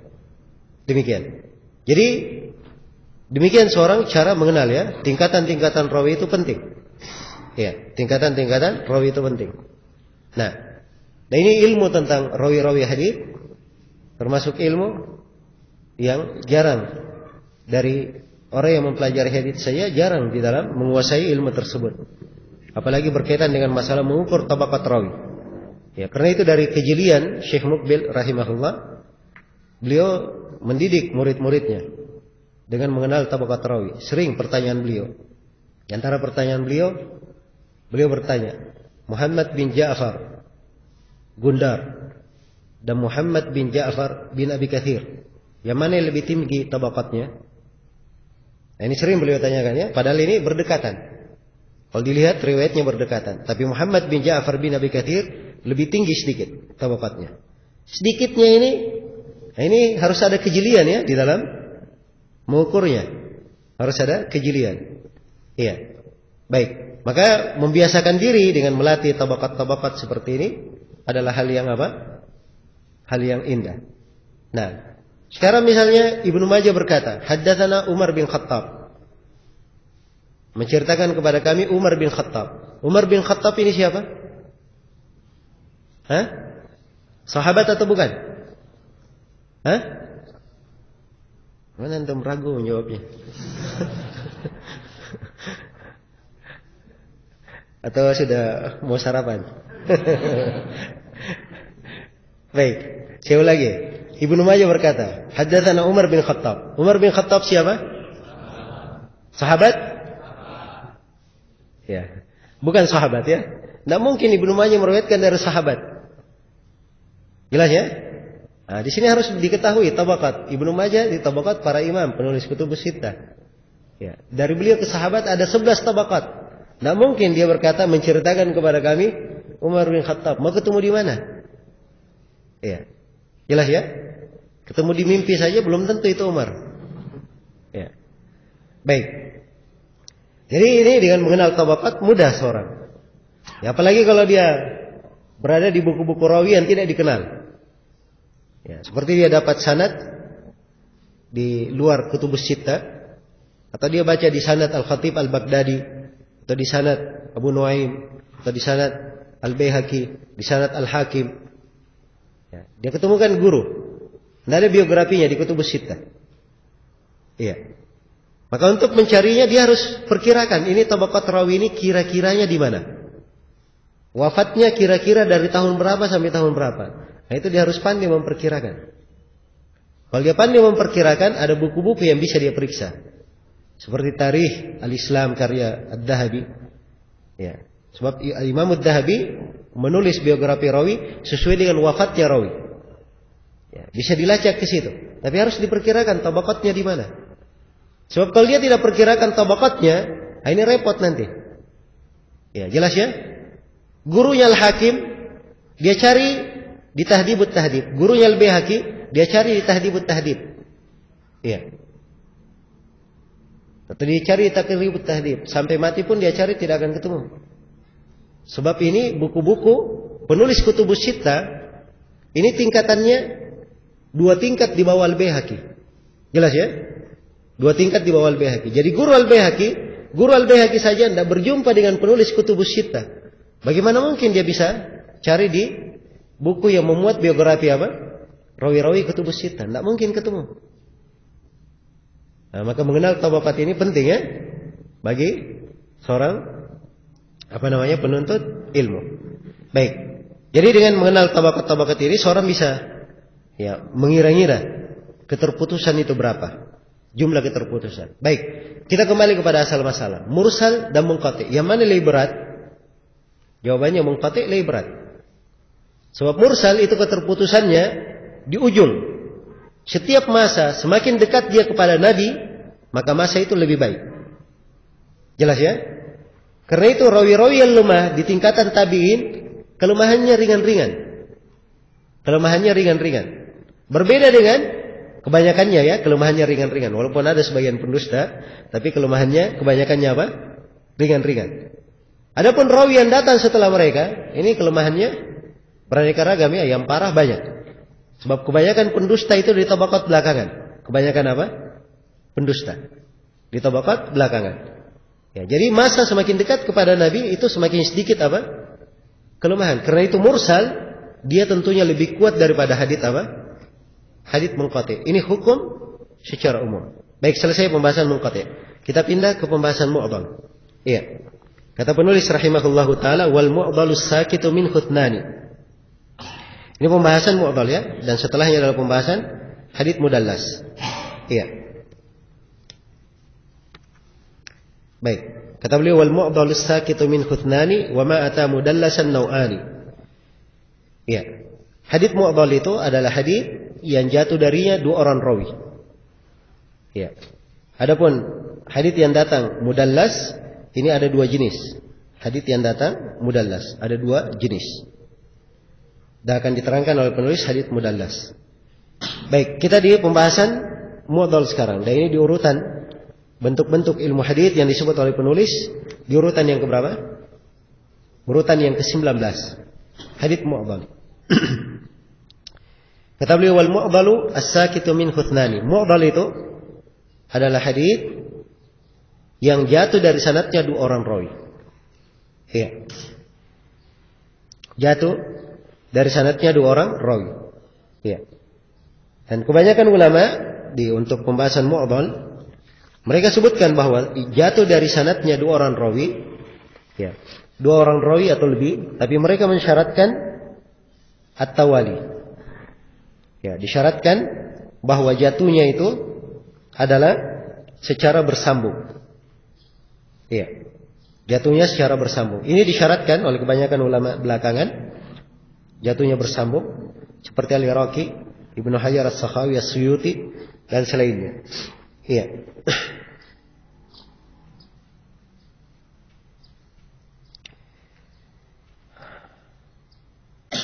Baik.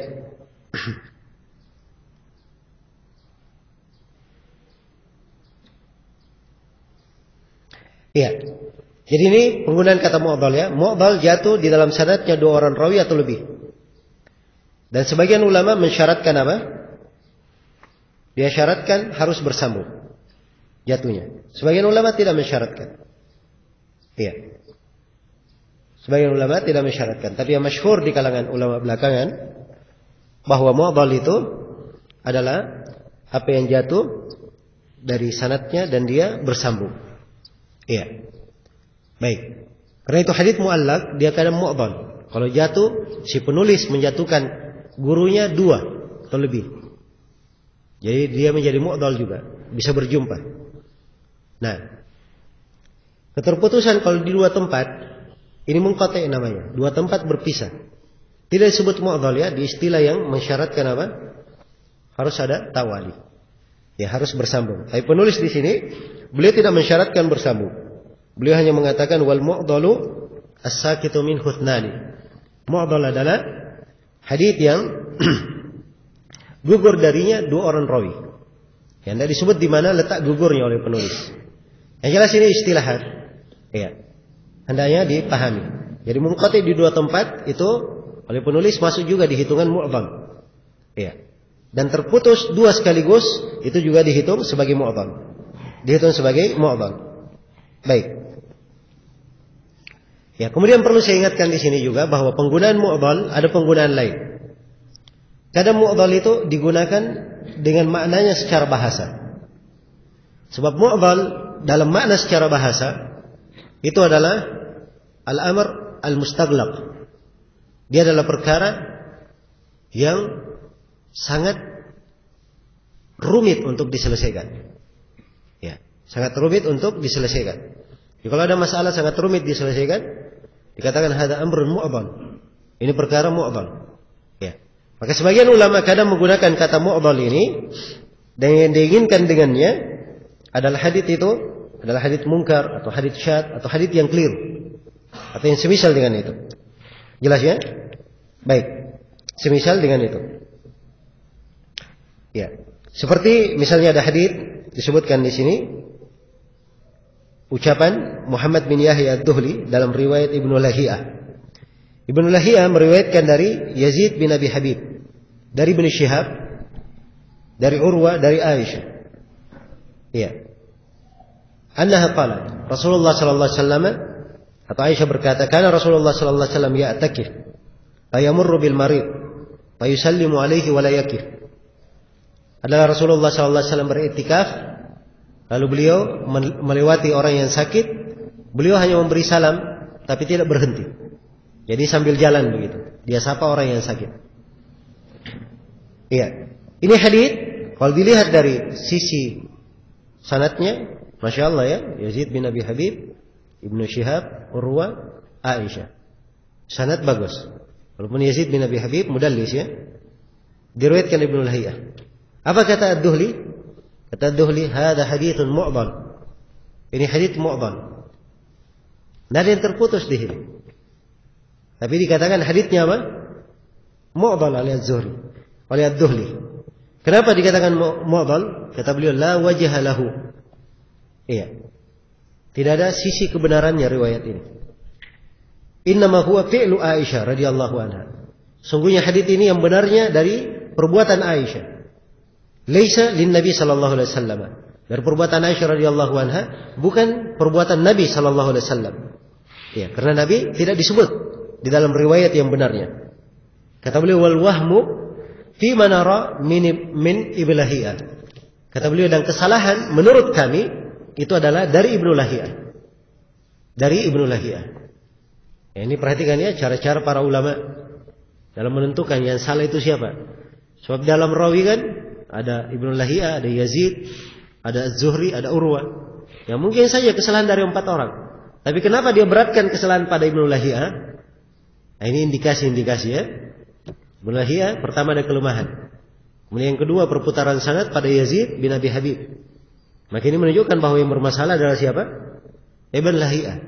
Maka ini cara-cara menguraikan dan menerangkan kekeliruan itu dititikkan kemana. Itu adalah hal yang termasuk pemahaman yang kuat ya, pemahaman yang kuat bagi orang yang memahami atau bagi orang yang memiliki dasar ilmu hadits yang baik. Iya. Baik. Jadi dari sini dari contoh yang kita sebutkan tadi, ternyata ada sebagian imam yang menggunakan kata mu'dhal, tidak ada yang terputus, tapi mu'dhal dia gunakan secara apa? Secara bahasa. Itu perkara sangat rumit. Iya. Ini gunakan untuk hadits yang mungkar, hadits yang dhaif, hadits yang aneh. Ya, baik. Saya kira selesai ya untuk pembahasan hadits mu'dhal. Ya. Nah, hadits mu'dhal sekali lagi saya tegaskan, dia masuk di dalam hitungan hadits apa? Dhaif atau hadits sahih? Masuk dalam hitungan hadits dhaif. Iya. Baik.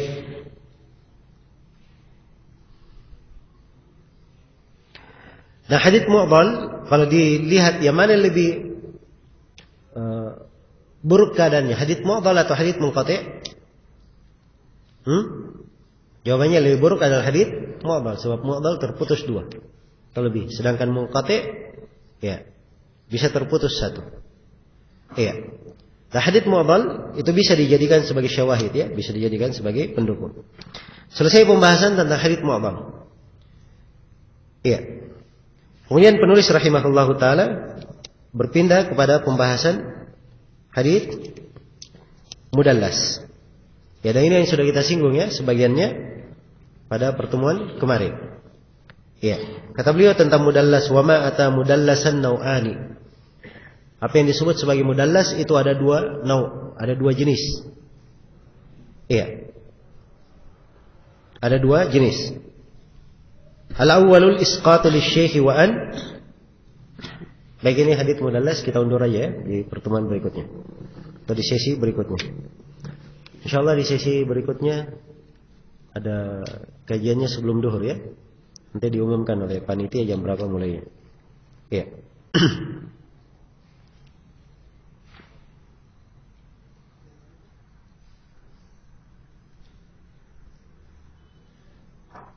Saya nggak tahu jam berapa mulai, jam 10 atau setengah 10. Nanti kita lihat. Ya, tergantung panitianya jam berapa nanti. Mungkin diumumkan sebentar. Baik, untuk sementara saya cukupkan dulu sampai sini. Subhanakallahumma wa bihamdik, asyhadu an la ilaha illa anta, astaghfiruka wa atubu ilaik, walhamdulillahirabbil alamin.